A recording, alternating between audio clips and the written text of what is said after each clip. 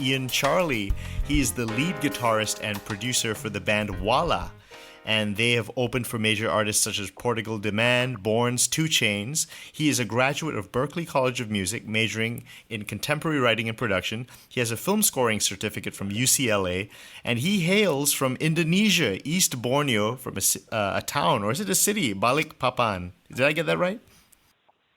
Yes, sir. All right. Well, Ian, it's so great to see you. It's great to see you. I can't see you. We turned off the video for this one. I know you want to do the video, right? But I'm so scared that the bandwidth is going to drop and then the call will get cut. So let's just keep it to audio for now. Later on, I'll turn on the video. Okay, how's that sound? Sounds good to me. Well, Ian, listen, I've admired you as a musician ever since we were both friends in Ecamm, which is the International College of Music in Kuala Lumpur, Malaysia. And then we both went to Berklee at the same time as well. We were in the same program, basically. Yes. Wow. It's been a really long time. it's been over. Remember the good old days, man. It's been over. Good old days. It's been over 10 years. You helped me out with my 10 years. Just 10 years. My goodness, over 11 years. 11 years. Yeah, 11. Unbelievable. And you're doing so well. I'm so excited about this band, WALLA. You've been working with them for a while, and you've really gone on to some great things, man. And why don't we start with WALLA? Okay. And that's the band that you're the lead guitarist for, and you're producing. So. How did you start? Yes. When did you start that band, and what kind of music does WALLA produce? Okay, that band started in 2012, right when I moved out to LA, fresh out of college. Okay, and I came across another Berklee grad. I never met in Berklee. We met at a Berklee alumni party in LA. Okay, and then started hanging out, and then one day this guy who ended up become a keyboard player for WALLA. This was before WALLA. He told me, "Oh, I'm going to audition," and then for this band, which is at that time was only the bass player and the singer. They were looking for a band member. And then this guy was going to an audition, and he just "Hey, you should come. Then bring your guitar." I was like, "Okay," and I just came to the audition, and boom, I'm in. So are you the band leader, or who's the band leader? Well, I don't know. We all have the same role, kinda, but you're all kind of like helping each other out. Someone I'm more involved in the production and music wise, and then the business wise, not wife, okay, wife. Business wise, is handled by somebody else. Handled by somebody else, and then the one who reply email or whatever, somebody else. Yeah. Oh, I see. You've opened for some serious artists. I'm out from communication, communication, and just don't do that to me. I suck at that. You're doing fine, man. You're doing fine. So I see you've opened for some good artists, man. I see some famous ones. 2 Chainz is a pretty big time hip hop star, right? So did you ever hang out with these guys? Actually, I didn't. I mean, we had a backstage pass, but a backstage pass. Yep. I get to hang out with this guy named Borns. Oh, okay. That's it. I mean, yeah, it was a really great experience. Yeah, so it was everything, and it was a music festival held by USC back UFC. in 2015. USC, University of Southern California. Oh, okay. I heard UFC, which is the fighting university. Okay, it's different. MMA shit, it's not MMA, right? Yeah. Okay, so man. I mean, you guys have been getting some great press. I'm gonna put links to the band in the show notes. And listen, Ian, actually, I've really admired you as just a musical person. I remember when we were in college, you were transcribing song after song after song. You showed me you had a stack of songs that you transcribed by ear, and when you were in Ecamm, and it just never stopped, right? You kept developing and you kept developing, right? What was the Can you tell me? Okay, first I remember you loved Steve Vai, right? Steve Vai was your favorite guitarist at one point. Oh my God! Yeah, I loved him. I actually met him in person here. Oh, you met mutual Steve Vai friend. in LA. Okay, let's talk Yeah. about that for a second. What's he like? I want to get him on the show, man. That would be great. So, what's he like in person? Um, He's very humble person. Right. Really, really humble guy. When you were starting out admiring Steve Vai, he was very technical, but he's also very musical too. Now that you've really studied music at a deep level, you've done film scoring, you've done contemporary writing and production. How do you revisit this music with a different set of ears and a different understanding of his music? What's special about Um, Steve Vai? Okay, so like if I were never heard of Steve Vai before, right? And you were to introduce him to me, like what's great? What's great about Steve Vai? What is it about Steve Vai that guitarists or people should know? well, I mean, this kind of music, especially his music, is for a special audience. You can say, like it's not like simple pop music. So, at Yeah. least you gotta, like you have to, I can say, like mostly guitar player, and even his composition. Yeah. His composition is very very technical. Like Is he advanced the harmonically as well? Does he use his advanced harmonic ideas? oh yeah, a lot of odd timing, like 7/16. That you never realize 7/16. because his 7/16 and those kind of weird time signature Do you think that comes from his experience, like with Frank Zappa, who with was Frank Zappa. Yeah. Frank Zappa was he had almost a classical kind of approach to his orchestrations and everything, right? And hmm but do you think that kind of affected or influenced Steve Vai to kind of make him more musically diverse and interesting? Well, I don't know. Probably yes, but I think you might want to ask him right We'll away. bring him on the show and ask him. Or I could read an interview, right, and do some research for once. Do some research, Well, yeah. well, listen. Let's talk a little bit But about like music in general because you went to Berklee as I did. let me tell you something. Go ahead. Okay. When I just got to the restaurant that night, and then Steve has just ordered a food. So he's a food and like I remember it was a lasagna. Yeah. Just came to the table, and then I just got there by myself. But my friend was already there, and he was like, "Oh, you're Ian. Want to have some food?" I freaked You out. must have. Inside, I freaked out. I must I have. tried to keep it cool. Oh my That's God, like yeah. Steve, That's don't bring me food. so. Would you So say? anyway. Can you say you're friends with Steve Vai now? Huh? Yeah. Would you? Not really. He Did- gave me a recommendation letter for my visa, but he's just a busy guy, Like You I only met serious? him Oh, once. he knows you, man. You guys are friends now. He gave you a recommendation letter, Steve Vai? Yeah, Oh my. for my Okay. for my artist visa. Okay, the guy knows you. He knows you, right? He knows you now. Yeah. It's only going to be a matter of time before you work with the guy, man. I'm telling you. Now, Well, like we okay. Let me say this. Like the way I live my life without expectation. right, So like yeah. So I'm not hoping to get a job from somebody or whatever. Like I just Right. like be human. yeah, absolutely, Yeah, absolutely. be friends with people, be human. So that's the way I live my life. What did you Let's talk about that contemporary writing and production major in Berklee. Now, what is that? What did you really get out of that program? You can say you learned out. What are the important things you learned from being there?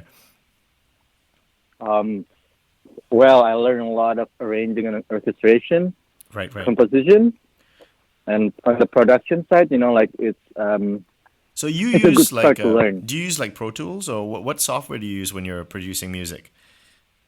Oh well, I've been using Pro Tools since Ecamm time, remember? Right, and right. Recently, 3 years ago, I switched to Logic Really? for some reason. For some reason. Yeah, so I've been using Logic now, but What's the difference but between usually Logic and Pro Tools? well, I guess Pro Tools is more of a industry standard. So let's say if you're working on a project, a composition or a song, and then you want to send out to mixing engineer or any other engineers, everything has to be in Pro Tools file. I see. So it depends on what project I'm working on. Sometimes if it's low budget project, I mix myself, and then if there is more budget, I just I just don't want to go with mix, and then I send it to another mixing engineer. So that I have to export everything, and then put it in Pro Tools and send it to another engineer. Right, right. Okay. Okay. So you learned like mixing and mastering as well? Do you kind of do that yourself, or do you work In with in Berkeley, engineers? yeah, Oh wow, that's cool. Yeah, you kind of yeah, did we everything. learned it. We learned it. Yeah, we learned it in CWP. but but mostly I like to be involved more in the writing process instead Yeah, of like mixing and mastering. But sometimes a lot of time I have to do it myself. So, which is a good set of skills I can say to yeah, have. yeah. But it's not my passion. Yeah, I understand. I understand. You Yeah. like the composition side. Let's talk a little bit about that. Right, contemporary writing. What? But, Who do they use as models for contemporary writing? Like, which artists are very important to? Like, if I was a non-musician and you were to say, okay, these are the artists that are important to see. Like, give a couple of examples. well, I mean, when you learn in school, and contemporary writing means, like out of classical, so jazz, contemporary writing, like modern orchestration. I studied with I don't know if you ever heard one of Berklee teachers named Bill Elliott. So he Bill Elliott. Okay. gave a lot of scores, even like Disney scores and stuff. So Oh, that would be I great. studied that score. And wait, these Yeah. Disney scores, are they like the official kind of like orchestral scores and stuff? It's the score in the recording because he's the arranger for some of the show, No like kidding. the second, like Wow. yeah. Where do you get these scores, So man? yeah, Can you buy it them, was or do you have to like find them no, from? it was his handwriting. He hand wrote the arrangements. Oh, my goodness. Yeah, My goodness. yeah, So wait a second. So you study these scores, right? Now, if can you yeah. like let's say there's like like Beauty and the Beast, right? Came out like, was it last year or something, or any one of Mm. these things. If you wanted to study like the arrangements and stuff, would you like buy a score or something to look at it, or would you like is there a place to go and find these You things? It's really hard. There are some what we call a music prep company or copies, something like that. Yeah, yeah.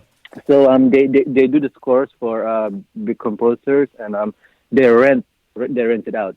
Oh, they rent it out, so you can't Yeah, just they like buy rent it it, right? out. Yeah, but yeah, you can just buy it. They rent it out, and it's not everything. It's not, what do you call it? They don't have everything. So only some piece, like some tunes or some composers, but not everything. No, okay. So this kind of scores is actually hard to find.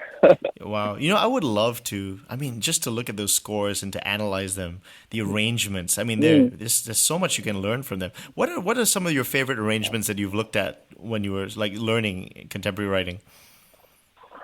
I guess say Aladdin, Oh, yeah. Disney, but That's Alan yeah, Menken, right? Alan Menken, yeah.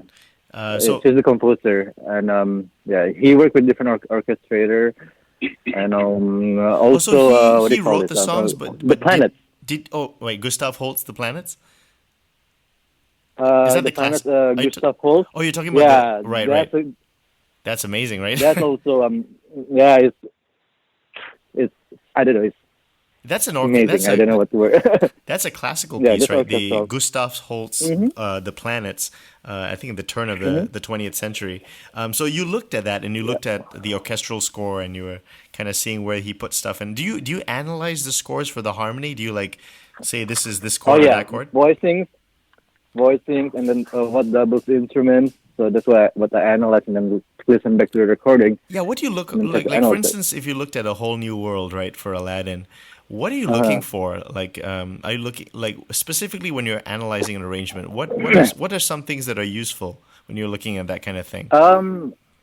So I based on three elements Okay. when I look at arrangements, which is foreground, middle ground, and background. So Ah, like foreground is the melody, right. and then what's in the middle ground. So I consider middle ground as like counter line of the melody, and Kind then of like background is the some kind harmony, of which is the counterpoint chord. and some counterpoint. Oh, Yeah. I see. I didn't even know. I always thought it was just front and back. I didn't even know there was a middle ground. And Middle what? ground and background. Yeah. Wow. For sketch. Do you, Ian? Yeah. Do you play piano? A little bit.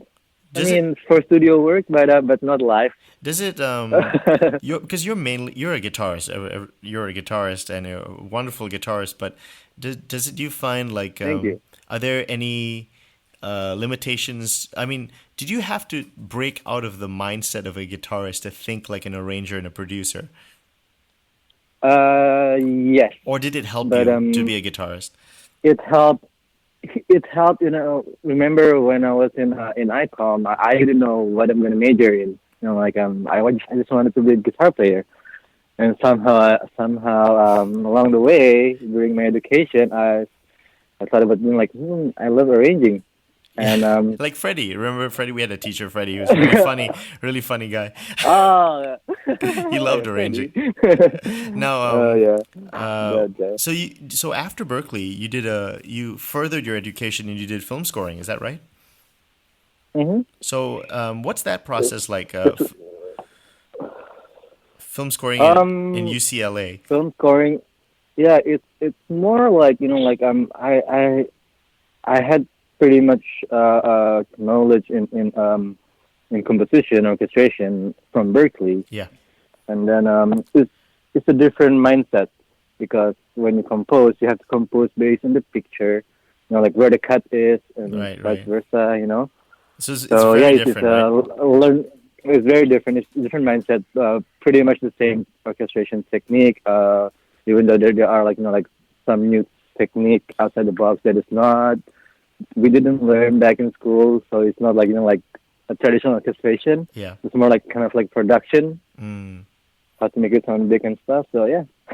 Is is the when it comes to could you say like for film scoring that there are different sounds like from different eras, like jazz has bebop and swing and hard bop and that kind of thing. So for film scoring, is there like a 90s sound or an 80s sound or like a like a Hans Zimmer sound, that kind of thing? Oh yes, Hans Zimmer sound. It's epic and big. Like if you compare to older film composer, it's more of a traditional writing in terms of orchestration. That's what I would say. Who are the big You know, names when it comes to orchestration or arranging when it comes to American music? American. I mean, if you talk about orchestration, people don't know about the orchestrator. To be honest, like even if I Yeah, that's a mention shame, names, because they're so important actually, right? yeah. I mean, people only know the composers, but unless you actually look at the credits, and then who orchestrated this score or whatever, and yeah. So wait, But if you one take a of guy like them, Alan Menken, right? So he didn't orchestrate; he just wrote songs. yeah, he wrote songs, he wrote the compositions, and then he had someone else orchestrate No kidding. the So like yeah. all the stuff that we're Like, hearing on the movie is actually basically somebody taking his melody and harmony and just spreading it out to an orchestra. yeah, Okay, or wow. like yeah, there are different processes. Like some composers, they kind of know. Okay, like I want to hear melody with this instrument, so So they kind of collaborate with the arranger. yeah yeah yeah Do you have because like anything? when when when you work as a composer, sometimes you're on a deadline too. Like these people for sure know how to orchestrate, Yeah. but it's just too much music, like to be done, and then they just don't have time to orchestrate, Wow. so they have to get someone else to do it. Do you what's what's the hardest thing about film scoring? Oh, Is it playing a chord? Is it like finding the right, is it the right instruments, or is finding it the or getting the hits right? getting the hit is one of the biggest challenge. Is finding the right mood for the scene. Can say like sometimes it doesn't have to be complicated. It's all your decision. That's crazy because you have nowadays you have sample libraries for everything. So how do you Mhm. decide? Do you decide beforehand? Okay, I want to have a sort of theme to this project, so we're going to use a certain amount of instruments or a certain style of instruments for the overall sound. Do you plan these things ahead of time or before? Yeah, my approach when I receive what we call locked cut. So basically Oh, what everything is cut? What's already that? cut, A locked cut. What's that like mean? lock. Yeah, like lock. So it means everything is already exported. So the cut is already there. The movie is already edited, Okay. right?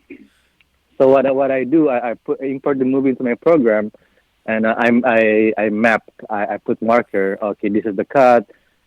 So I need to find the cut, or it's like this is the kissing cut, or whatever. Like let's say it's a Right. romance movie. So I have to find a cut, like what's important, what to highlight, and then I start to think about tempo. Okay. Like what tempo, what style for this scene, and then once I figure out that the tempo and the style, it's easier, Is and then I can start working on music. we kind of assume when we listen to film scoring these people are great or automatically, but nowadays when you listen to things on movies and television, are you like, can you tell like, oh, this guy is terrible, or this guy is really good, or this guy knows what he's doing? Oh yes, of course. So you're more aware of that, man. You're definitely more aware of that. Oh yeah, actually, yes. Sometimes it gets in the way. Like sometimes I can't really enjoy the film because of my mind is still analyzing. Wait, let's say that Do a again. little bit So of cleanup. when you're listening, wait, hold on, man, I can hear that thing really loud. So like when you're nowadays, Okay. when you're listening to something, it will distract you. That's amazing. Yeah, but let me tell you something. If the movie is really good, like story wise and what you call it, like music wise, it will take you away from this thing, like thinking. Right. Yeah. Who are the really good? So it's actually two different things, right? Film scoring and arranging, they're not the same thing, right? Or they generally kind of. Well, they're kind of in the same. Like as a composer, you have to do everything. I mean, like depends. Like where you're at in your career. Yeah. In my career now, I have to do everything myself. Orchestration, composition, arranging, production. Yeah, it's amazing.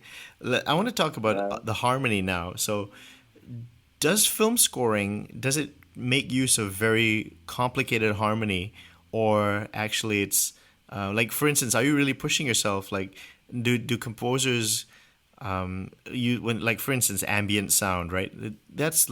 You have to be aware of the harmony that's being used, right? Do you think of like modes or different, how advanced do you think harmonically when you're thinking of a piece? You're thinking in terms of moods, right? Yeah, like moods, not modes. Moods, Like not moods, modes. yeah, moods, not modes. Actually, it's been a while. I haven't think about modes for quite some time. Like I know we learned that back in school and stuff, but I just never think about it. Whatever sounds good. When But it's a good knowledge to know. do you write with guitar, or do you write with another instrument, or do you just write with a computer? Depends what comes first. Sometimes it's guitar, sometimes I write with piano, sometimes I write on paper, and sometimes I just input everything on computer. So it depends what comes first. You know what a real drag. Strike. Yeah, what a real drag with the guitar is. The guitar is so hard to play a chord and get a melody at the same time. So, so it's really hard to hear. It's so much easier on the piano, right? When you just put a chord in your left hand and you hear, or you can experiment so much easier on the piano. That's what I found. But when you write, right? Does it do you think so you don't think in harmony at all, is it? Is that what it is? You think in terms of mood? Yeah, I don't think about. I mean, like, what do you mean by harmony? Like thinking about notes and stuff, or just like, I mean, how deeply do you think about like the analysis of the pieces, like when you're writing it? Is it just all subconscious? So like you don't even need to think about it. I don't think that way anymore.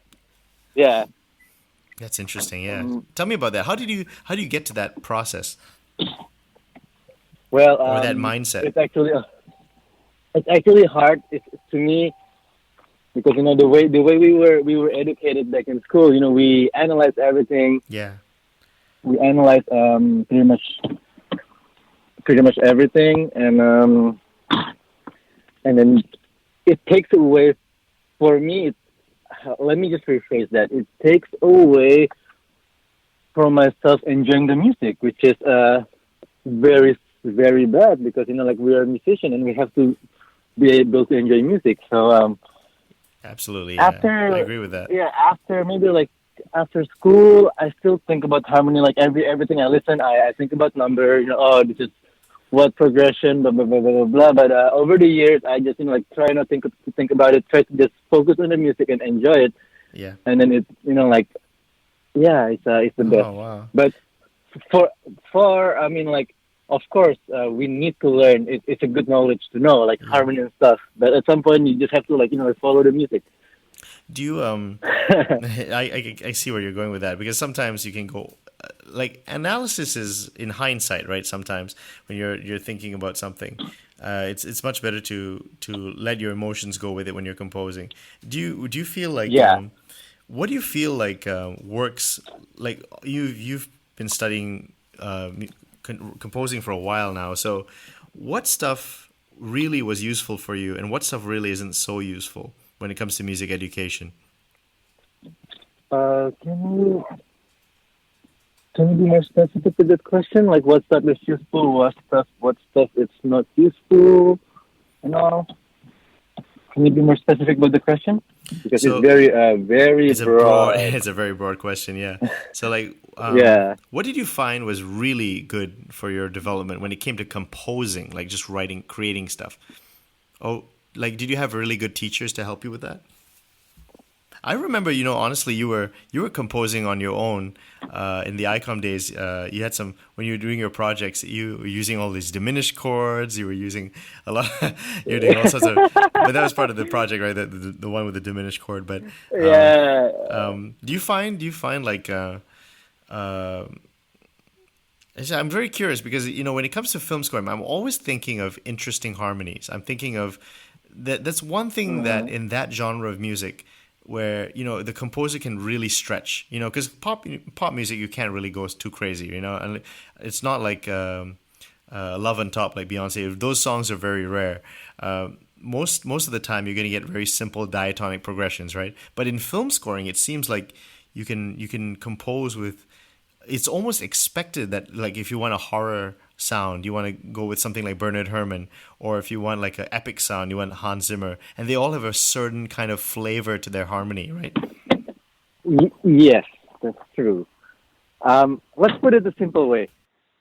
When you look at a scene, a picture, I started from two what do you call it? Two options. Is it going to be sad, or is it going to be happy? Right? Sad, minor harmony. But always, major, right? I mean, sometimes, but sometimes you can have a very slow major, and it can still be kind of sad, right? Yes, true. But I mean, that's one of my approach, like, as a good starting point. And then when you want to talk technical about it, it's like minor. It can be natural minor harmony or harmonic minor, or you can go, like diminish. Yeah. So it's considered minor, and vice versa. With the major, let's talk about the minors actually. About let's talk about the minors, because the minors are very interesting to me. When you're, I mean, obviously natural minor and harmonic minor, it's that 5 chord, right? That 5 chord, which is major, right, or dominant, so to speak. But do you when it comes to like let's say you have like a fight scene, right, or something. Let's say you have a fight scene and there's like you need some kind of dramatic music. How do you what's your thought process? Let's say you need a fight scene, right, for a movie. A fight scene. Okay. Yeah. So like I'm picturing in my head now, right? Okay. So what scene. Musically where are you going to? Fast tempo. Yeah. Fast tempo, exciting, and I mean this. I mean, like there are many ways to approach it, but give a couple. Okay, like the first, like I think about tempo first. Like, okay, it's gonna be fast tempo. It's getting more rhythmic. Yeah. More percussive. Less on harmony. So what I mean by less on harmony, maybe we can use like two chords. Modal. Mm. Not even like full minor. Like minor 5-1 Yeah. with 5 resolve to 1. Okay. So like, So it could be one chord. Just one chord. Like you can have them like whatever. Maybe rhythmically stabbing, right? Just rhythmically, kind of, just that single like chord. rhythms, rhythmic ta ta ta ra ta ta Right, ra. right. Like Do you something like if that. it's The traditional How approach. about odd time signatures? How often would you use an odd time signature in a situation like in film scoring? To hit the cut. Oh, okay. That's kind of like a So that's it's like to okay, get out like of this trouble, cut, right? it's gotta be like it's gotta be on beat. So that's where I use odd time So odd time signatures. signatures for the audience is basically like most songs are common time 4/4 1 2 3 4 1 2 3 4, right? But for Or odd time 3 signatures, or 6. yeah, 3 or 6. Well, that's still okay, right? That's like 1 2 3, or 6 is like 1 2 3 4 5. Are you talking about like 4 6 5 6 6, 8? yeah. Or you're talking 6 4 6 8, 3? yeah. Oh, 6 8, 6 right? 8. But what about like the weird ones like 7 8 and 9 8 and that kind of thing? Oh, actually, I never used that. I use 5/4. 5/4 is I don't cool. have so far. I don't have the need to use it. Yeah. Kinda. Right, But right, right. Okay, let's talk about like but this is kind of fun. Let me give you some scenes and you just tell us what comes to mind, how you would think about scoring for a scene like that, okay? So let's say okay. I want just like a very somebody's exploring like a haunted house and they only have a flashlight, it's dark and they're walking into a dark room and they don't know what's going to happen. It's just it's kind of tense, it's kind of mysterious. How do you kind of figure that out? Low harmony. That's what comes to mind. It depends, and then when you talk What about do you low mean? What do you mean? harmony, What do you mean by low harmony? like low notes on instruments. Okay, I see. Yeah. But it depends on who's the director. Because usually a director they want a specific style. So like, So there's I a lot want of I want input, right? orchestral style, or I want a lot of input because it's collaboration Yeah. between composer and director, and usually like director will ask, oh, I want orchestra on this scene, or I want more into like synth. So you have to think that way. But when I heard you saying like someone's going to a haunted house, all I think is low harmony. So let's put it into instruments. If it's orchestra, you can have a double bass bowing, low notes. Bowing, yes, that low drone. Yeah, and Have then you noticed, like nowadays, I'm listening to a lot of pop records, and the bass is almost like an octave below the double bass. It's like so low. Have you started noticing that? Like really, really low bass yes. notes. What is that? Which record are you talking about? That's most common practice. 808 bass. Yeah. So is that like 808. So it's a synth bass. It's a synth bass. oh, I see. So they do that with a keyboard, and they just hit that really low note, right? I'm hearing that a Yeah, lot now in production. they usually layer the kick drums, like the kick drums with those bass, I see. with I the see. synth bass.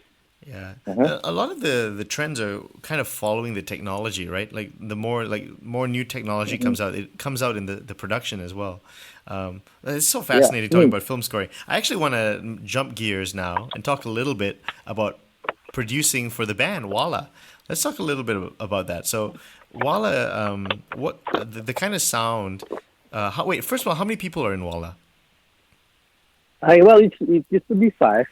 Now we have 4. Okay, so Well, it's just going to be a long story. It's going to be a long talk.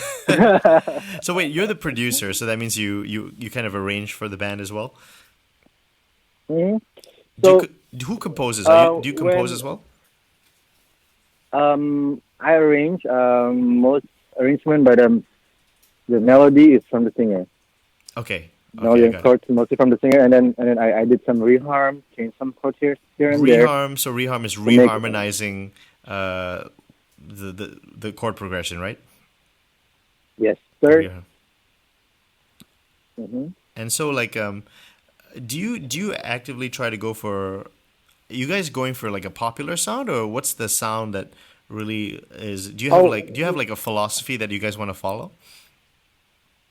well, it started when I joined the band. They already have three songs recorded, like two or three songs. I can't remember. That's the first EP, and then I produced another two songs to be in the first EP.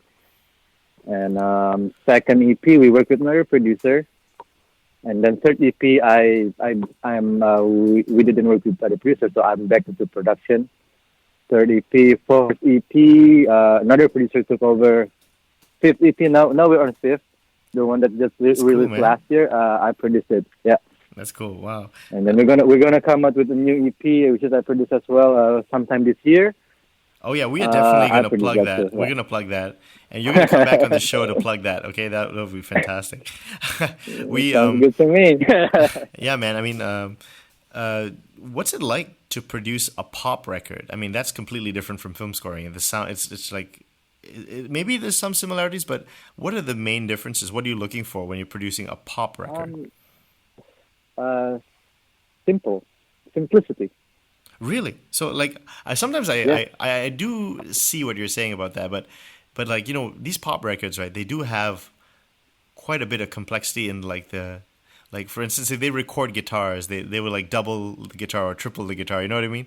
The production Yeah, technique, the production can be that's a complicated. production one. Yeah, So you're saying that production can be complicated, but the but music is this is simpler. how I look at it. Okay, this is how I look at it. Production, like you record guitar twice, you're doubling, right? Yeah. So you're doubling. So in orchestration, we did that too. So the way I look at it, it's it's just like orchestration in a simpler harmony. I look at like any other instrument as an orchestra tool, but it's Mm, just a different mindset, different instrument. Like okay, like let's say if you put any orchestral piece, there are like mostly cello doubling the bass or cello an octave higher than the bass, and we do that too in producing pop music, but different instruments. right. Um, Yeah. do you guys use some EDM as well, and or is it strictly instrument based? Oh, what do you mean? Like So like when you're EDM? producing, I mean, for the live shows, the live performances, how much is Hmm. have like uh Track, yeah, exactly, that backing kind of track. uh, Yes, we do because we have a lot of layers of synths, and then we have one synth so player. you guys like kind of pre-prepare Um, some complicated like synth sounds and stuff to help yeah, to yeah, contribute to the sound, right? yeah. So we what we do usually like we have the keyboard player play the most significant part of the song, and then the Mm. rest, whatever color is gonna be on the backing track. Right. And yeah, The so backing we track play within your you monitors. can pretty much add anything you want, right? You can add like strings, you can add anything. But Yeah, how do you find that yeah. balance? Because it'll be kind of strange if you have this big orchestral sound, but the band on stage is just like four or five people, right? How do you get that balance to get that live to seem authentic and not overwhelming? That's why you have to find the what I call the significant part. Like the Mm. strongest part of the song, and you play that. The rest put it on the backing track. I mean, it would be great if you have budget to hire other musicians. Put everything live. But even pop concert, there's a lot of backing tracks. And some live musicians. It's true. It's true. Yeah. Oh, Yeah, some people lip sync it's too. for the sound. Yeah. Oh yeah, some it's for the sound. some singers, everything is a backing track, even the vocals. Yeah, but we won't name names. Okay, so, Yeah. okay, let's. I mean, Leon, there's so much to talk about. I mean, I wanted to also talk about some jazz with you because there's a lot of things. I love jazz too. Um, oh, let's talk about Jazz. man. Let's talk about Chuck Loeb, your favorite guitarist. I'm so sorry he passed away pretty recently, right? Oh man, Yeah, that yeah, it was was terrible. pretty No, Chuck. Now terrible. again, so this guy was a very good guitarist. Chuck Loeb. He played electric guitar. Was he fusion or was he what? What kind of style would you say he was? I More can say mostly contemporary. smooth jazz. Smooth jazz, yeah. smooth jazz, He and was a modern but player. he play he a modern player, yeah, jazz player, I can say jazz player in general, And really great. he was just a great player. And what was it about? So to spell his name, Chuck and Loeb, Loeb, right? Chuck Loeb. So what was special about him? Alright. Well, let me tell you a little, like throwback story. Okay. Throwback when I was in KL, Yeah. I was walking in one of these mall. I forgot what was it, and then I went to a music store, a CD store, Oh, CDs. and then What are those? CD. I don't know what are those. What is a CD, man? I mean, I don't know. You're talking an alien language. All right, no, you went into a CD store, and then what happened? What happened? Sorry. And then I heard there was a cover song of "Rock with You," which we played it in our performance. Ended up, but this is the story. So I walked into the store, just like look around CDs, and then this song was playing in the background, and then it was "Rock with You" cover, smooth jazz cover, and So "Rock with You," the Michael right on the Jackson solo. song, right? I think it's "Off the Wall" or something. I'm not sure what album it was. Was it Thriller or was it "Off the Wall"? "Rock with You," that was a great Michael Jackson song. So Chuck sure. Loeb did a cover. He did like a smooth jazz version. Yes.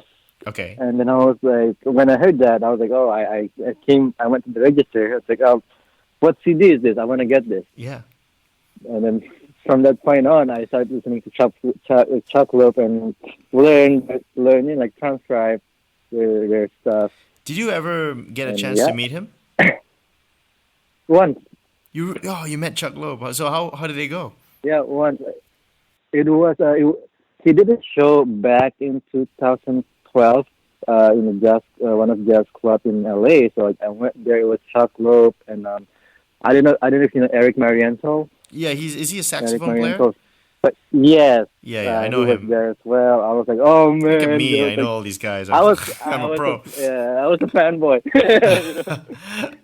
I know the feeling when you meet a really fantastic musician. It's just wonderful. Oh yeah. I saw a video of him. There's a video of I don't him know. and Eric Marienthal playing like giant steps, I think, on YouTube. It was pretty cool.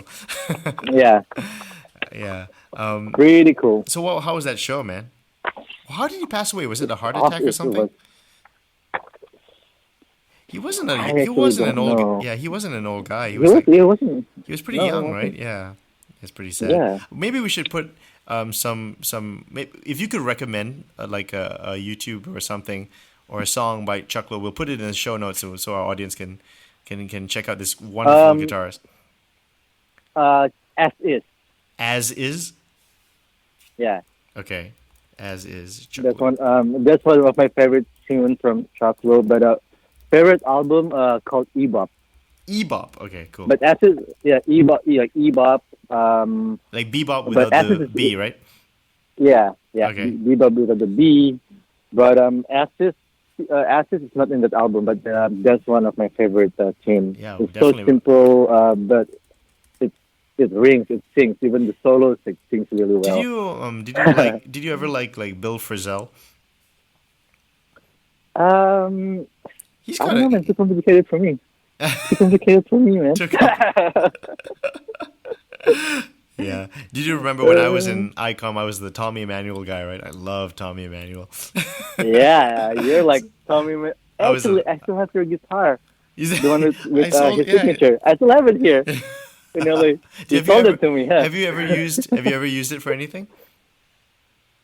You know what happened to the guitar when I moved from Boston Mhm. to LA? UPS broke it. No. And then what happened? You So fixed the it? guitar is actually. I haven't fixed it yet. It was really bad, but I don't want to throw it away. So I just put it in my studio. Oh, no, that's United Airlines. I was thinking of remember No. they made a song No, about okay. Yeah, Okay, UPS, they lost my pedals. Like, I have the two big pedals. They lost no. it. They lost my suit. And then they broke my guitar. Oh. And then, oh man, yeah. Somebody doesn't like you Yeah, in that you know, company. long story. Somebody doesn't like you. Somebody doesn't like you in that company. So, man, okay, I want to ask you. Okay, man, I've kept you here, and I've really enjoyed this conversation. I want to ask you a few things more, just like What do you think of Joey Alexander, that new jazz? Well, not new, but like I mean, Oh, like he's the a genius, he's a Indonesian prodigy. from Indonesian jazz piano prodigy. Did you? He's Indonesian, right? So do you have Yeah, any connection to him in any way?